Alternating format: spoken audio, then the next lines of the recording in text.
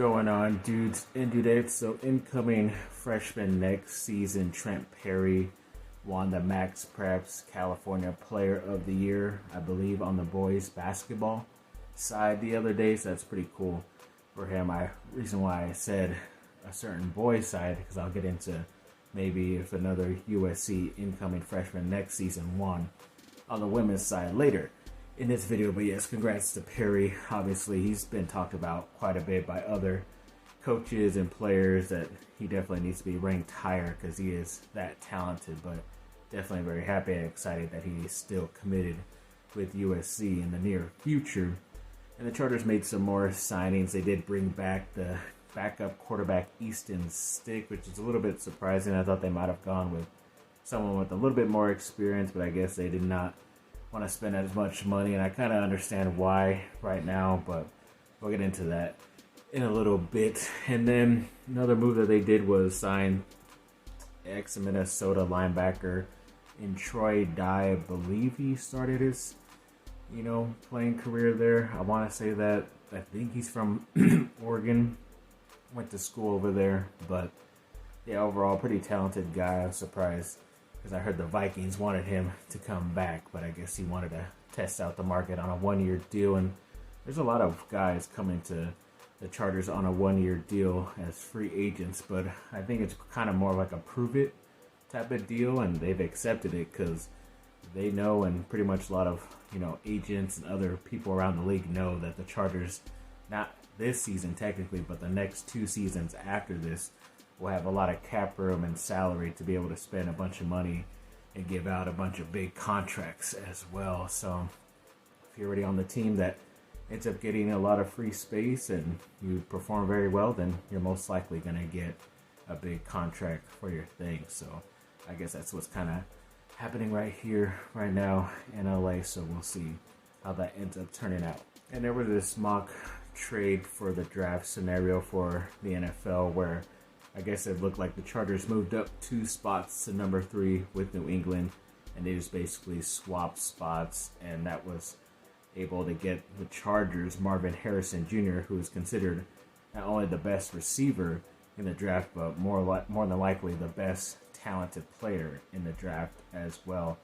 The reason why he's going not 1 or 2 is because those other teams need quarterbacks, but if he is available still there, I would not mind the Chargers doing this, and especially if they don't do something dumb like a couple seasons ago when they went back into the first round to get Kenneth Murray. They had to give up a 2nd and 3rd round pick to do that in that same draft. Obviously, this is a bit higher, and you're only moving 2 spots, so maybe you would just have to give up a 4th round pick this season. And obviously, in this draft, they just recently did pick up another 4th rounder in that trade with Keenan Allen, so maybe they could use that, or maybe their other one is a little bit higher that they have themselves, or you can entice them too by saying, well, we could give you a 3rd round pick, but it will be in next year's NFL draft and not this season. So either way, I still think you could do it. I just don't want to see them give up a 2nd or 3rd round pick, whether it's this draft or in the next draft either. So we'll see what ends up happening, but yeah, a lot of talk about the Chargers now landing Marvin Harrison Jr., especially after them releasing their 2 top wide receivers. So we will see. And then some other big news was that they were going to be hosting one of my other favorite players, the defensive lineman Braden Fisk from Florida State. I only knew about him because he was kind of thinking about coming to USC, ended up choosing Florida State for this last season and did pretty good out there. I think he's from like one of the smaller schools in the country, lower the divisions, but did play very well. He's a really talented guy. I thought we could have maybe stole him in the 4th round, but it looks like he might be going 2nd or 3rd. So as long as they're picking him around those areas, I'm all good with that. And I'm pretty sure a lot of other teams will be interested in him as well. But they're hosting him pretty recently with a private, meeting and workout and all that stuff. So we'll see where this goes. A 2026 linebacker, Talanoa Lili. Hopefully I'm saying that correct. It's like 2 L's and an I for his last name. But he did recently say that he wants to come check out one of USC's spring camps, like one of their practices throughout this camp, to be able to check them out. I don't think he we can really do an official visit yet because he's a year out from being a senior. But maybe he could end up getting an offer. I don't know exactly if this guy has been offered, but I'm pretty sure he's a local product. So they'll definitely be trying to sign him, or at least offer him once he does come and see what he likes, and hopefully be signed up for the future, because that'll be pretty cool.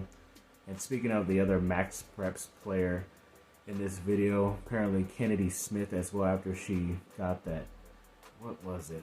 I totally forget what the last one was called, but yeah, she did win.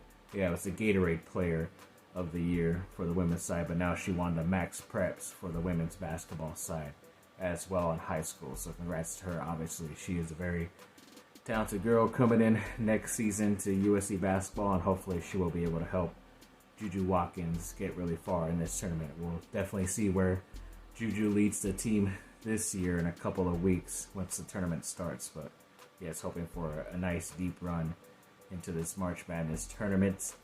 And then yes, the Chargers did make it official with the tight end Hayden Hurst. After seeing that they did sign Will Dissly and Hurst officially, I'm like, if these guys both, buzz cut their hairs, they almost look like the same guy. Very tall, like 6'4", 6'5"-ish, very thick dudes.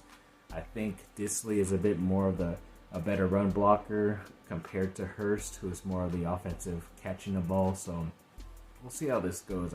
There's still a possibility that they end up getting a tight end in the draft at some point. Maybe not as high of a priority in Brock Bowers as it was a few weeks and months ago, but we'll see who they end up getting in the near future. And Tyron Smith, ex-USC player and now an ex-Cowboy, just recently signed with the New York Jets, so I guess he's going to go up there to help block for Aaron Rodgers.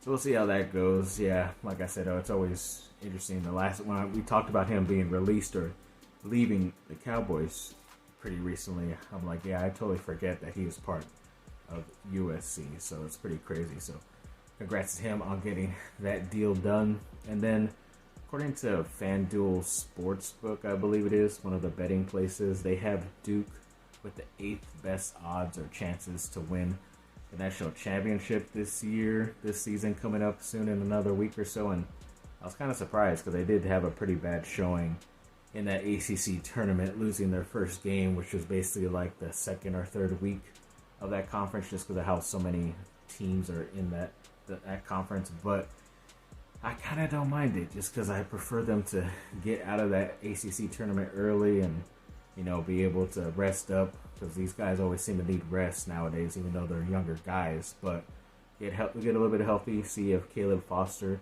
can come back as well next week once the tournament starts. But yeah, overall, not too mad about the loss to NC State. Just hopefully they get a good enough, seeding in the tournament. Most likely when it comes to this Sunday, that's probably when it is officially happening, and then we'll go from there. But yeah, not really hurting with that loss, but definitely the bettors are betting on them, the 8th best odds, so we will see. And yes, sadly, once again, the Anaheim Ducks lose 0-6 to the Winnipeg Jets, I believe their name is now. I think they used to be the Atlanta Thrashers, but yeah, I think it's the back-to-back.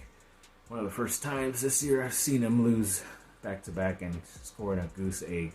So I think they've definitely lost this season, and going into the offseason, hopefully trying to rebuild this a lot quicker than not, because I know the NHL has talked about expansion, but when I hear expansion in the NBA or NHL or anywhere like that, I always think there's a lot of teams that suck already now with some talented players. So I think if they actually gave away those teams to other places they're thinking about, like the NBA, it's always like bringing a team back to Seattle or even a team in Vegas now. Like have one of these crappier teams like a Washington or even a Houston. You can usually say that about the Orlando Magic, but they're actually good now, thanks to the ex-Duke player Paolo Banchero. But, give that newer area, the newer city, like a 5-year rental, see how they do, and if they still suck there, then they're back up for auction again to the next bid. So we will see, but yeah, definitely some pretty interesting stuff out there. Thanks for watching, people. Like and subscribe, comment down below. Let me know what y'all think. Have a great rest of your day. Bye.